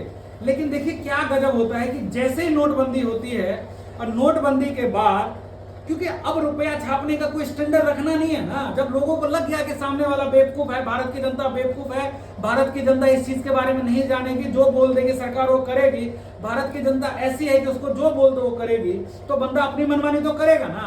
तो देखिए ये है अपना 21-22 की को ये है, हाँ 21, देखिए 2022-23 की। अभी देश के अंदर 34 लाख करोड़ की करेंसी चल रही है। पहले तो आरबीआई एक्ट ये बोलता है कि भाई इस 5 रुपए की इसकी ये कौन देगा, ये पैसा जो है ऐसा 20-20 के बराबर देगा, ऐसा ये जो है अगर 20 है तो 20 के बराबर ऐसा देगा। फिर गारंटी कौन ले रहा है? सेंट्रल गवर्नमेंट जो भारत सरकार नहीं है। देखिए आप अगर सुप्रीम कोर्ट में मेरे खिलाफ या सरकार के खिलाफ आप केस दायर करेंगे, तो सरकार के खिलाफ केस दायर करेंगे तो क्या लिखेंगे सर? सेंट्रल गवर्नमेंट लिखेंगे या फिर भारत सरकार लिखेंगे कि क्या लिखेंगे? भारत सरकार। चाहे तो भारत सरकार लिखेंगे, चाहे सेंट्रल गवर्नमेंट। नहीं, आप देखिए सुप्रीम कोर्ट का में आया 8, 10, 15, 50 एप्लीकेशन जिन लोगों ने भारत सरकार के ऊपर केस किया है, उनका देखिए वहां पर लिखा था यूनियन ऑफ इंडिया। भारत के संविधान के किसी भी शब्द में कहीं पर भी सेंट्रल गवर्नमेंट, केंद्रीय सरकार का जिक्र नहीं है। ऐसा फर्जी शब्द जो है पूरे दुनिया में फैला है, और इस दुनिया में क्या फैला गया वो तो हम बाद में दूसरी वीडियो बनाएंगे। तो इस सेंट्रल गवर्नमेंट नाम की चीज ना, इस बात का प्रमाणिक कॉपी मैं आपको दे रहा हूं। अब देखिए जब एसेट्स एंड लायबिलिटी जब पढ़ेंगे एसेट्स एंड लायबिलिटीज आप पढ़ेंगे तो देखिए issue note, note in circulation, note held in banking department, central government में देखो 0, 101, ये देखो फर्जी, कुछ नहीं, 101, 101, 101 डाल दिया है। और यहां सेंट्रल गवर्नमेंट में क्या कर दिया है, 0, 0, 0। मतलब जब क्या स्टेट गवर्नमेंट के सामने लिखा हुआ है कि कितना हम स्टेट गवर्नमेंट को कर्जा दिया है, कितना लोगों ने लिया, सब लिखा है, लेकिन सेंट्रल गवर्नमेंट के सामने आपको 0, 0 दिखेगा, क्योंकि सेंट्रल गवर्नमेंट का कोई संविधानिक, सेंट्रल गवर्नमेंट नाम की कोई संविधानिक नहीं है। अरे आपका नाम मुकेश है, प्यार से कोई आपको रोशन बोलता है, प्यार से आपके मम्मी पापा आपको गोलू बोलता है, प्यार से आपको कोई श्याम बोलता है, कोई राधे मोहन बोलता है, कुछ प्रेम जी बोलता है, कोई वकील साहब बोलते हैं, कोई मुकेश जी बोलते थे। भाई जब आप कोर्ट जाओगे तो आपका नाम पप्पू, राधे मोहन, ये घनश्याम बंश्याम चलेगा कि आपका जो ओरिजिनल नेम है वो चलेगा, जो ओरिजिनल नेम आपका मुकेश है। तो जब ये बात रिजर्व बैंक ऑफ इंडिया से पूछा है सेंट्रल गवर्नमेंट कौन है, तो बोलता है मुझे नहीं पता, सूचना का अधिकार इसके तहत नहीं। मतलब बाप को नहीं पता है कि हमारे बेटे का नाम क्या है, लेकिन एक आम इंसान पे जाके गर्मी उतारेंगे रिजर्व बैंक को, सारे दस्तावेज है, मैंने 1, 2 नहीं, इतने सारे आरटीआई लगाए, तो मान लो कि भाई इसका मतलब ये नोट फर्जी है, या इसके बदले में मेरे को 20 नोट देने चाहिए।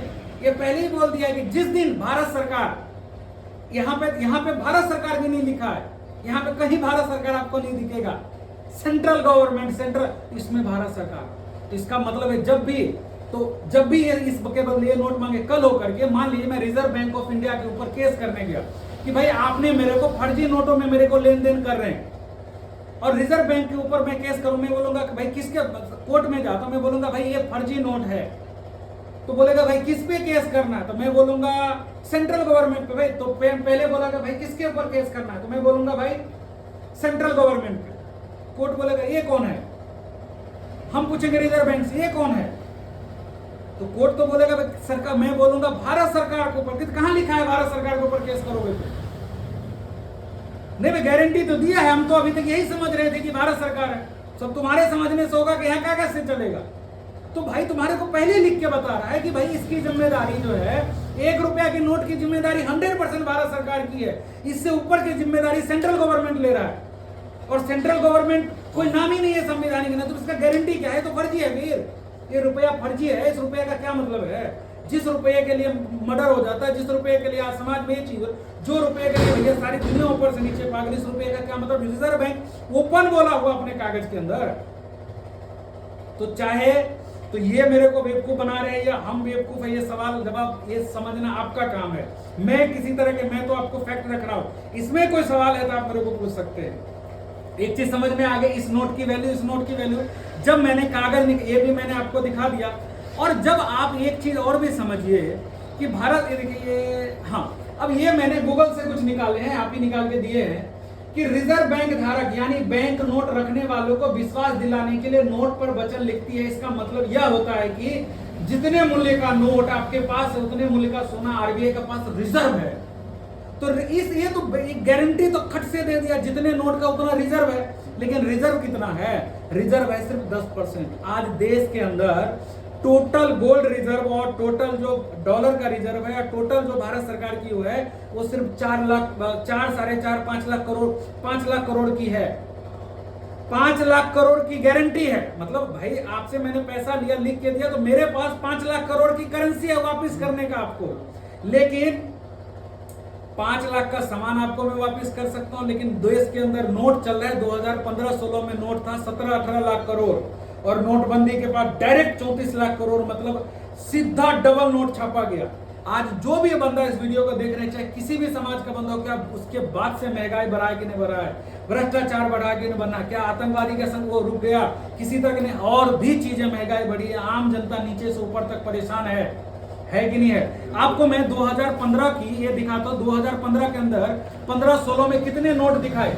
2015-16 के अंदर कितने, 17-18 लाख करोड़ रुपया था, जिसके अंदर था संचलन में कितना नोट है, इतना, रुपए का सिक्का कितना, इतना, छोटा सिक्का कितना, इतना, जनता की जमा राशियां 10 लाख करोड़ बैंक में जमा करें, बैंकों के पास मांग जमा राशि इतना है, रिजर्व बैंक के पास अन जमा राशि इतना है, डाकघर में कितना जमा राशि है, बैंकों के पास मियादी जमा कितना है, कुल डाकघर जमा कितना है, तो टोटल ये बताया गया। और आज के समय के अंदर देखिए रिजर्व कितना है, 4-5 लाख करोड़ के आसपास का सोना रिजर्व है। और गारंटी हमारे को ये फुल दे रहे हैं, कौन दे रहे हैं, सेंट्रल गवर्नमेंट दे रहे हैं। और लीगली सेंट्रल गवर्नमेंट, संविधानिक किसी भी जगह पे सेंट्रल गवर्नमेंट नहीं है। तो आपको ये समझना पड़ेगा। ये है रिजर्व बैंक की कॉपी, ये देखिए 1 सितंबर 2010। जब आप इसको पर लायबिलिटीज देखिए कितनी है, लायबिलिटीज मतलब सरकार की जिम्मेदारी है। लायबिलिटीज इन द सेंस कि भाई तुम्हारे पास संपत्ति है 5 लाख का, लेकिन तुम्हारे ऊपर कर्जे है 50 लाख का, तो मतलब है तुम दिवालिया हो, सीधी बात। इसका देखिए एसेट्स जो है, इनके पास जो एसेट्स है वो कितने का है, 5 लाख करोड़ का, और इनके ऊपर लायबिलिटीज है, एसेट्स है 5 लाख करोड़ का, और लायबिलिटीज है टोटल लायबिलिटीज आप देखेंगे यहाँ पर 1,48,75,630 इन करोड़। इस सारा वैल्यू करोड़ के अंदर है। मतलब अगर लायबिलिटीज है 5 लाख करोड़ का, करेंसी मार्केट में है 34 लाख करोड़, लोगों को ऊपर कर्जा, मतलब रिजर्व बैंक ऑफ इंडिया का भारत सरकार के ऊपर कर्जा है 156 लाख करोड़। ये पहले का और भी मैं आपको 156 लाख करोड़ का, ये देखिए टोटल आप यहाँ पर बैलेंस शीट देखेंगे तो 156 लाख करोड़ का कर्जा भारत सरकार के ऊपर है। और भारत सरकार के ऊपर कर्जा है तो कर्जा देश के नागरिक के ऊपर है। और जब भारत सरकार एक कर्जा नहीं चुका पा रहा है, तब क्या होता है कि रिजर्व बैंक ऑफ इंडिया जिसके तहत काम करता है, बैंक ऑफ इंग्लैंड के तहत, रॉयस्टाइल फैमिली, बहुत अलग कहानी है, मैं आपको बताऊंगा, उन लोगों को 100% एफडीआई दे करके भाई तुम तब जो है तुम मेरे प्राकृतिक संसाधन पे किसका कब्जा, भाई विदेशी कंपनी आएगा। विदेशी कंपनी डायरेक्ट नहीं आएगा, वो अडानी के जरिए आएगा। विदेशी कंपनी डायरेक्ट नहीं आएगा, फर्जी कंपनी के जरिए आएगा। विदेशी कंपनी डायरेक्ट आपका अधिकार नहीं करेगा, वो तीसरी कंपनी बना के करेगा, चौथी कंपनी बना के करूंगा। आज भारत की जो संपदा है वो कितनी फास्ट स्पीड में प्राइवेट हाथों के अंदर जा रहा है, और प्राइवेट हाथों के अंदर जा रहा है, इसका मतलब उस कंपनी के अंदर जिसका इन्वेस्टमेंट है उसके हिसाब से वो कब्जा कर रहा है। और जनता बोल रही है तो विपक्ष, देखो जब देश के अंदर विपक्ष कमजोर होगा ना भाई साहब, तो कोई इंसान, सरकार अगर विपक्ष को गाली दे रही है, बात समझ लेना कि सरकार आपको गाली दे रही है। चाहे विपक्ष में कोई भी सरकार हो, विपक्ष जनता का बात करता है, और जब विपक्ष भी उसी झोल के अंदर शामिल हो जाए तब आपकी बात करने वाला कोई नहीं है मेरे भाई साहब। 156 लाख करोड़ की आज कर्जा है। और ये बात जब रिजर्व बैंक ऑफ इंडिया को पूछे तो बोलते मेरे पास डेटा नहीं है जी, मेरे पास डेटा नहीं है। ये इन्हीं के वेबसाइट की डेटा 156 लाख करोड़ रुपए का कर्जा आज जनता के ऊपर है। तो भाई एक बात बताओ, जब ये जो रिजर्व बैंक ऑफ इंडिया ये बोलता है, या भारत सरकार ये बोलते है कि जितने का अपने पास सामान है उतने ही का ही गारंटी देना है, जितना रुपये की, मतलब अगर ये 1 रुपया ए और 1 रुपया कोई सिक्का दीजिएगा, 1 रुपया ए 5 रुपये, तो इसका मतलब है ऐसे 5 सिक्का देंगे तो ऐसा 1 मिलेगा, समझ गए? ठीक है। और ये इसकी भी वैल्यू इसकी भी वैल्यू बराबर है, ये दोनों के वैल्यू बराबर है, ये भी क्लियर है। अब देखिए जब मैं बात कर रहा था कि गए भाई साहब कि मैं सोने की तराजू से, आपने पहला एक क्वेश्चन करा था कि भाई साहब ये सोने का, सॉरी ये चांदी का सिक्का, चांदी का रुपया है। भैया मैं बोलता हूँ सोने और चांदी का नहीं, मैं बोलता हूँ कि 1 किलो के वजन से, एक भाई साहब का सवाल भी आया था कि भैया एक सोने का होता था, भाई होता नहीं था। आप समझिए सोने के वजन से आपको तोल के मैं चीनी दूं तो क्या 1 किलो चीनी 10 किलो चीनी के बराबर होगा क्या? अच्छा, चांदी के वजन से मैं 1 किलो चीनी आपको तोल के दूं तो 1 किलो 10 किलो चीनी के बराबर होगा। अच्छा चलो, मैं पत्थर से 1 किलो चीनी तोल के दूं तो क्या वो किसी 1 रुपए के बराबर भी नहीं होगा? तो मतलब भैया मैं किसी भी चीज से तोल के सामने वाले को दूं तो सामान की वैल्यू उतनी ही रहेगी। तो रुपया चाहे चांदी का हो, चाहे सोने का हो, या कागज का हो, या किसी भी चीज का, उसकी वैल्यू कैसे खत्म हो सकती है? उसकी वैल्यू कैसे खत्म हो जाती है? जब तक इसके अंदर छेड़छाड़ ना करा जाए। और इस छेड़छाड़ के बारे में डॉक्टर भीमराव अंबेडकर जी को पहले पता था। जितने भी पढ़े लिखे नेता उस टाइम पे बोलते थे उसमें एक ही बंदा था, डॉक्टर भीमराव अंबेडकर, जो चिल्ला चिल्ला के इस चीज को बोला गया था कि आज जिस व्यवस्था के तहत बैंकिंग व्यवस्था अपना रिजर्व बैंक ऑफ इंडिया पैसे छाप रही है, अगर किसी गलत बंदे के हाथ में शासन चला गया तो वो अंधाधुंध पैसा छाप लेगा, और अंधाधुंध पैसा छाप लेगा, पब्लिक को अंधाधुंध पैसा देगा, लूट मचेगी, उस पैसे की वैल्यू खत्म हो जाएगी, और पैसे की वैल्यू खत्म हो जाएगी। ऐसे दसों ऐसे देश है जहां पे 1-1 लाख के नोट चलते हैं, 2-2 लाख के नोट चलते हैं। बाली इंडोनेशिया, आप 2 लोग 4 लोग खाना खाएंगे ना, 4 लाख का बिल आएगा, 5 लाख का बिल आएगा। इंडियन पैसे की वैल्यू वहां 500 के बराबर है। वहां जिन देशों ने ऐसा किया, उल्टा सीधा नोट छापा, वो देश बर्बाद हुआ है। आज होगा, कल होगा, परसों होगा, और जब ये भंडा फूटेगा ना तो आपको धकेला जाएगा, जातिवाद में आपको धकेला जाएगा, भाई पाकिस्तान के साथ आपको धकेला जाएगा, किसी और चीज के साथ मंदी में धकेला जाएगा, गृह युद्ध करवाया जाएगा। रिजर्व बैंक ऑफ इंडिया से जब मैंने पूछा इतना भी क्यों रखे हो, अंधाधुंध छाप दो, कि वो इसलिए रखे हैं कि जब घर देश में गृह युद्ध होगा, जब देश में आर्थिक स्थिति खराब होगी, उसके लिए रखे हैं। और जब आर्थिक स्थिति खराब होगा, उसके बदले में मैं पैसा लेने के लिए जाऊंगा तो वो कितना पैसा, 4 लाख 5 लाख करोड़ रुपया ही वापस करवाएगा। लेकिन देश में 34 लाख करोड़ है, तो मतलब बाकी लोगों का पैसा हवा में। और बैंकों ने लोन कितना दे रखा है, 156 लाख करोड़ का लोन तो भी घर घर जाके दे रहा है। मतलब किसी भी हालत में इस देश की कोई भी जनता कितने भी छोटे लोन तो चुका लेंगे भाई, लेकिन जिंदगी भर बैंक के माया जाल में जो लोग फंसे, जिंदगी भर लोन नहीं चुका पाएंगे। क्योंकि देश के अंदर करेंसी 34 लाख करोड़, करेंसी की वैल्यू कितनी है, 5 लाख करोड़ के बराबर। मतलब 34 लाख करोड़ तो फर्जी हो गया ऑलमोस्ट, देखा जाए तो। मैं फर्जी भी नहीं बोलता, मैं चलो ठीक है, 34 लाख करोड़ की रुपए है, जबकि 1 रुपया भी बराबर है, कागज का नोट भी बराबर है, और उस पैसा को बैंक में भी डालेंगे वो भी बराबर है। जब तीनों बराबर है तो तीनों बराबर है तो मतलब क्या, जितने का गोल्ड रिजर्व उतने ही होना चाहिए, जितने का नोट है उतने ही होना चाहिए, जितना बैंक में भी उतनी ही होनी चाहिए। लेकिन ऐसा कैसे हो गया? तो ये चलता है क्रेडिट सिस्टम पे मुकेश जी। क्रेडिट सिस्टम क्या होता है? उधारी। क्रेडिट सिस्टम को बोलते हैं उधारी। जितने लोग उधार लेंगे सरकार उतना पैसा, जितने लोग उधार लेंगे, उधार लेके जैसे ही चुकता करेंगे बैंक अपना पैसा छाप लेती है। देश में पहले 2 लोग नोट पैसे छापते थे। पहले पैसा छापता था गवर्नमेंट ऑफ इंडिया, जो ये रुपया है। दूसरा नोट छापती है ये रुपया, जो 2 रुपया से ऊपर तक है, रिजर्व बैंक ऑफ इंडिया। और तीसरा पैसा जो छपता है, पहले छपता था मुद्रा में, फिर आया कागज का, फिर आया रिजर्व बैंक ऑफ इंडिया, ये नोट छापता है। और आज नोट छाप रहा है कौन? डिजिट में, हवा में नोट छापता है बैंक। कैसे? क्रेडिट कार्ड देके। क्रेडिट कार्ड दे दिया, आपने खर्चा किया, जैसे ही खर्चा करके आप बिल भरेंगे तो बिल तो आप 34 लाख करोड़ में से ही तो भरेंगे, जो 34। अब जैसे उसमें से आप मेहनत करके आप उसको भरेंगे, बैंक ने उसको पैसा बना लिया। डिजिट को दूसरा, और एक बार आप क्रेडिट कार्ड का बिल नहीं भरेंगे तो 20,000 का है, 25,000, 30,000, 40,000, 50,000, ऐसा करते करते वो हवा में। उन्होंने आपके ऊपर जुर्माना लगाया, जुर्माना आपने भर दिया, पैसा कहां से भरेंगे? इधर से, वो पैसा बना लिया। वो क्रेडिट है। जितने लोग लोन लेंगे उतनी महंगाई बढ़ेगी, जितने लोग लोन। और इसीलिए आज रिजर्व बैंक ऑफ इंडिया जो काम करती है वो क्या बोलती है कि भैया रेपो रेट कम करो, रेपो रेट ज्यादा करो, मंदी आ गई तो कम करो, ज्यादा करो, कम करो, ज्यादा। आपको मैं भी ये बात नहीं समझ में आ गई, रेपो रेट, हम स्टॉक मार्केट के बंदे तो हम लोग इस चीज पे बड़ा ध्यान रखते हैं। तो आप सोच के देखिए, हवा में पैसे छाप रहे हैं। सरकार बोलती है कि भाई मेरे पास पैसा नहीं है जनता के ऊपर खर्चा करने का, लेकिन बैंक के पास कितना पैसा है? गाँव में बकरी पे लोन ले लो, छकरी पे लोन ले लो, जानवर पे लोन ले लो, आधार कार्ड पे लोन ले लो, क्रेडिट कार्ड पे लोन ले लो, किसानों के खेती पे लोन ले लो, बीज पे लोन ले लो, अरे नहीं है तो सर्टिफिकेट पे लोन ले लो। कुछ पे आप लो तो सही, क्योंकि इतना डिजिट ये छाप चुके हैं। 34 लाख करोड़ की करेंसी, 156 लाख करोड़ का कर्ज। क्या कोई भी बंदा इस कर्ज से मुक्ति पा सकता है? इसके लिए जरूरत है क्रांति की, जागरूकता की। मेरा आपके बात करने का मतलब जागरूकता की। मैंने विद दस्तावेज बात करे हैं, और बहुत सारे ऐसे दस्तावेज इसमें, लेकिन वो वीडियो बहुत लंबी हो जाएगी, मैं पूरी कहानी आपको बता सकता हूं तो दूसरी बार फिर।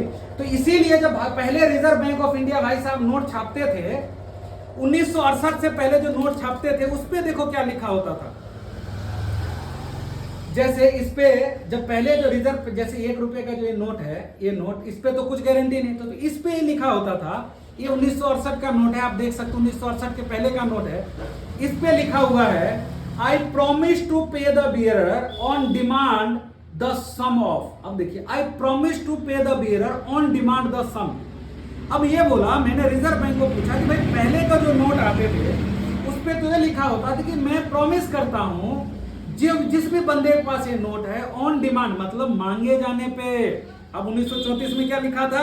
मांगे जाने, जब सामने वाला इस नोट को मांगेगा तब उसको कहां मांगेगा? तो at any office of issue, मतलब भारत सरकार के किसी भी ऑफिस पे या भारत सरकार के किसी रिजर्व बैंक के किसी भी रेड ऑफिस पे मांगेगा at any office of issue, तो उसको 5 रुपया देगा, मतलब इस रुपये के बदले में 5 चांदी का सिक्का देगा। लेकिन देखा कि भाई इंडिया के जो लोग हैं वो तो मांग रहे नहीं है, पढ़ रहे नहीं है, देख रहे नहीं है, समझ रहे नहीं।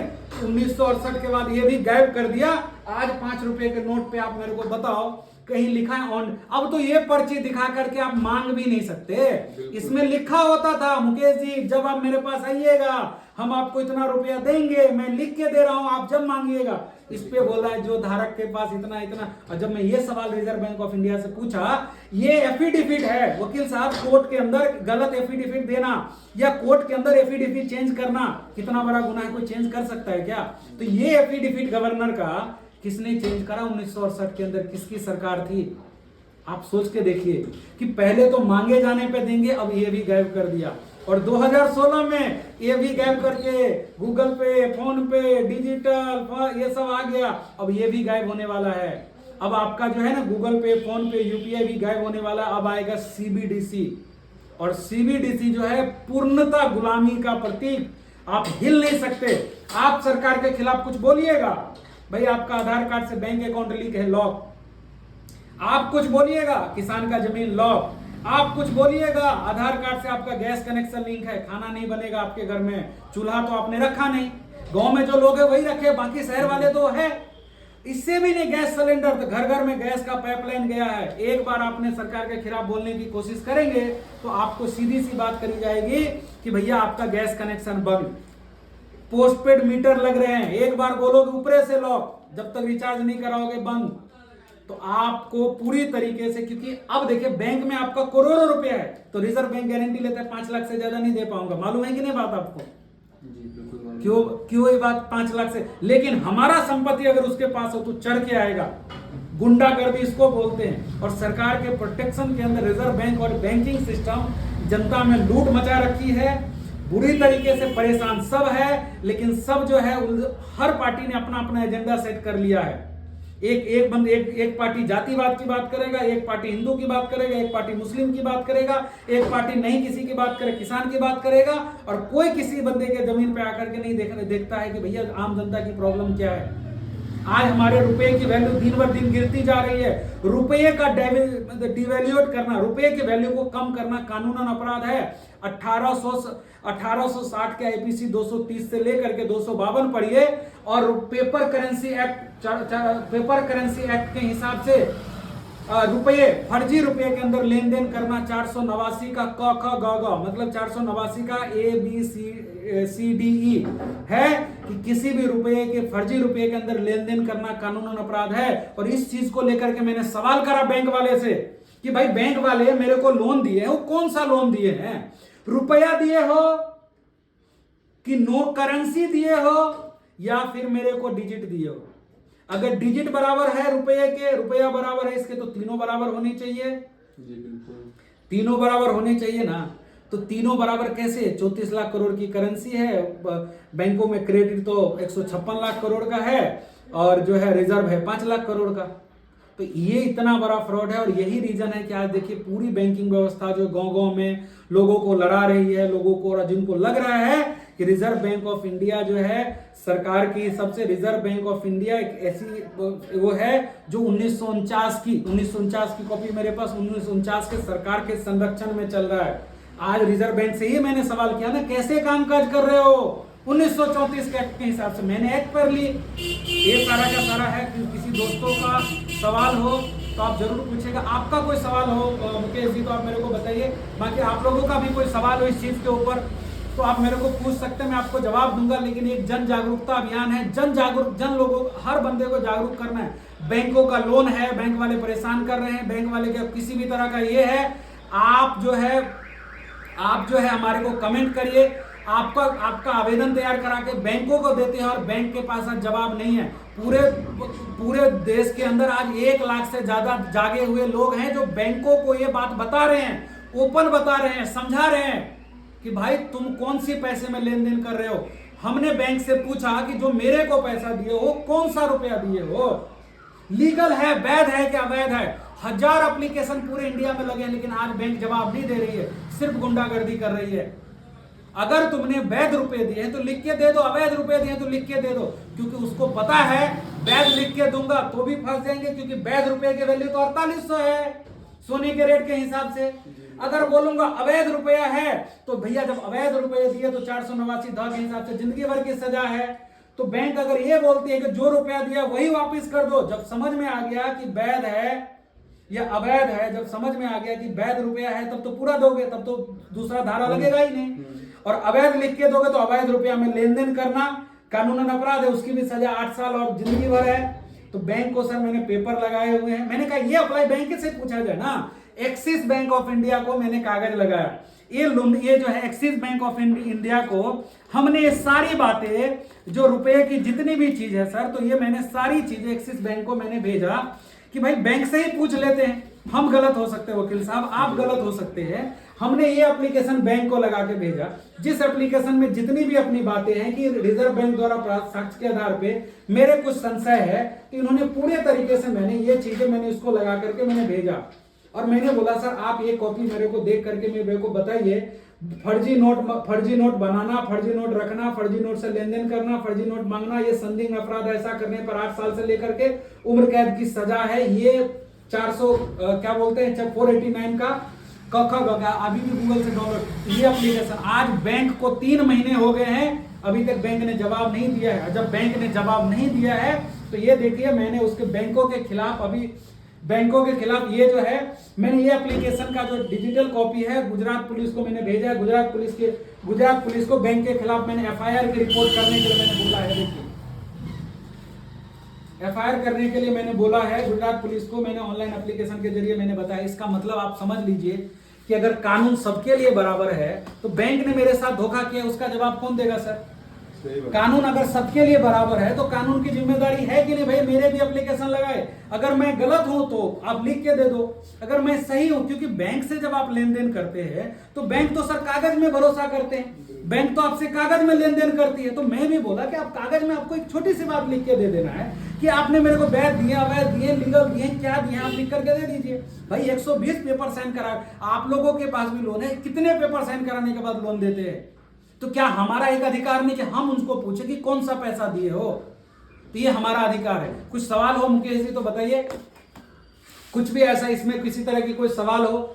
और हमने थोड़ा सा इस चीज को बताया और इसको शेयर करिए ज्यादा से ज्यादा, ये ओपन है। अगर आज हम लोग नहीं समझेंगे इस चीज को तो आने वाले समय में पूरी की पूरी अर्थव्यवस्था, मैं बोल रहे पूरी की पूरी अर्थव्यवस्था कर्जे में डूबेगी। और कर्ज इसीलिए हमारे बाप दादा पुरखों हमेशा बोला करते थे कि बेटा कर्ज लेना अपराध है, कर्ज कभी नहीं लेना चाहिए, क्योंकि कर्ज ही महंगाई, कर्ज ही सब कुछ का जड़ है। और बैंकों ने आज क्रेडिट सिस्टम चला रखा है, हर घर में क्रेडिट, और सबसे बड़ा क्रेडिटर तो वो है रिजर्व बैंक से उधारी लेने वाला सरकार।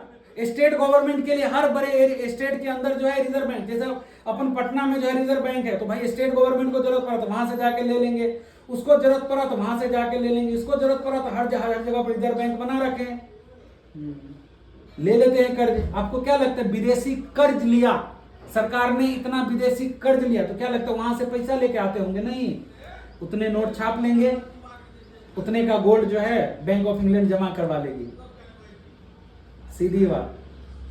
इसीलिए 1830 के अंदर अमेरिका के अंदर ऐसी बुरी परिस्थिति करा इन बैंकों वालों ने, बैंकिंग सिस्टम ने, कि भाई लोगों के घर में से सोना, बोला गया कि जो भी बंदा सोना रखेगा उसको 10 साल की सजा होगी।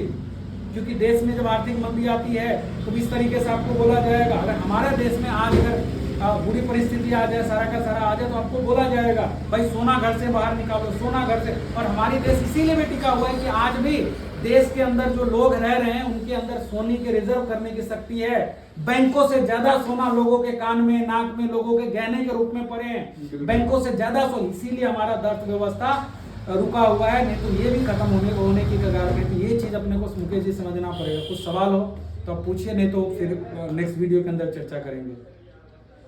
नहीं बस ठीक है सर।